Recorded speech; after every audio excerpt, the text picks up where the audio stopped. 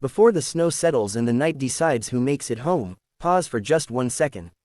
If stories like this move your heart, tap like, subscribe to the channel, and stay with me until the very end, because what begins as a blizzard will end as a reminder that one choice can save a life, and sometimes, more than one. The blizzard came down like a wall, sudden and merciless, swallowing the road in white and silence.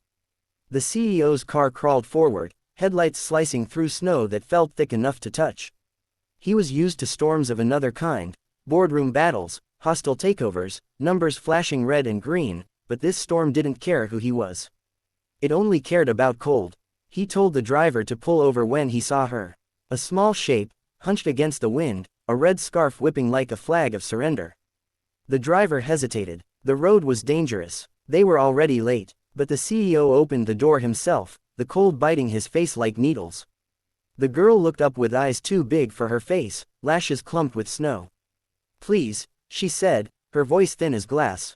"My mama is dying, you're the only one who can help."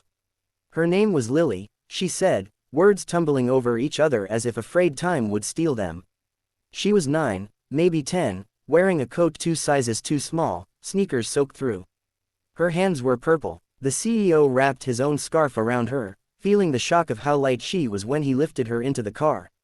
She kept apologizing for being heavy. He told her she wasn't. He told her she was brave.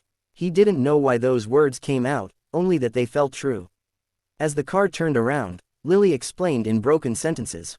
Her mother, Anna, had been sick for months. They lived in a trailer on the edge of town, past the plowed roads. The power had gone out. Her mother's breathing had changed, shallow and fast. Lily had tried calling for help, but the phone died. So she did the only thing she could think of, she walked. The blizzard didn't scare her as much as the idea of going back and finding the trailer quiet. The CEO listened, his jaw tight. He made calls, emergency services, the local hospital, anyone who would answer. The signal flickered, but he kept trying. When the dispatcher finally came through, they guided them toward the nearest access road while sending a rescue team to the trailer. Lily watched his face as if reading it could change the ending. He kept his voice calm, steady, the same voice he used to reassure investors. Inside, something old and raw stirred. He remembered being a boy once, waiting in the dark for a father who never came home on time. They reached the hospital, chaos humming beneath fluorescent lights. Nurses wrapped Lily in blankets, pressed warm cups into her hands. The CEO stayed, though he could have left. He told his assistant to cancel everything. For once, nothing else mattered. Hours stretched. Snow piled against windows. Finally, a doctor came with news that landed like a held breath released.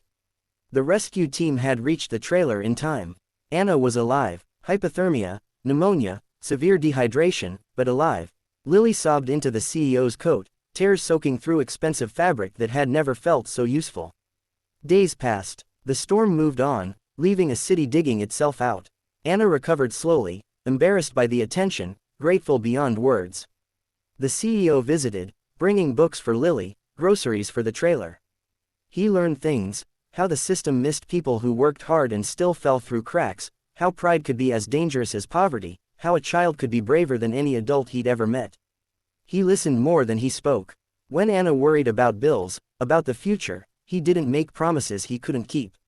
He made plans. There were challenges, paperwork, skeptical administrators, a company board that didn't understand why their CEO was spending time in a small hospital room instead of a penthouse conference suite. He faced them all with a new patience. He set up a foundation quietly, focused on emergency aid and long-term support for families one storm away from disaster. He hired local people to run it. He insisted Lily and Anna remain anonymous, their story not a headline but a heartbeat guiding the work. Months later, spring thawed the last of the snow. Lily's sneakers were dry now, her laugh louder. Anna had a job, steady and kind to her health. The CEO came by one afternoon, no cameras, no entourage. Lily handed him a drawing. A car in the snow, a small girl and a tall man, a scarf connecting them like a bridge. "You were my help," she said. He corrected her gently. "You found me," he said. "I just listened." When he drove away, the road was clear, but he knew storms would come again, for others, somewhere else. The difference was that now, he would stop. And maybe you will too. Because this story isn't about money or titles or even blizzards. It's about noticing the small voice in the storm and choosing to answer it. If this story stayed with you, if it reminded you that kindness can change everything, like the video, subscribe to the channel, and carry this with you. You never know when you might be the only one who can help.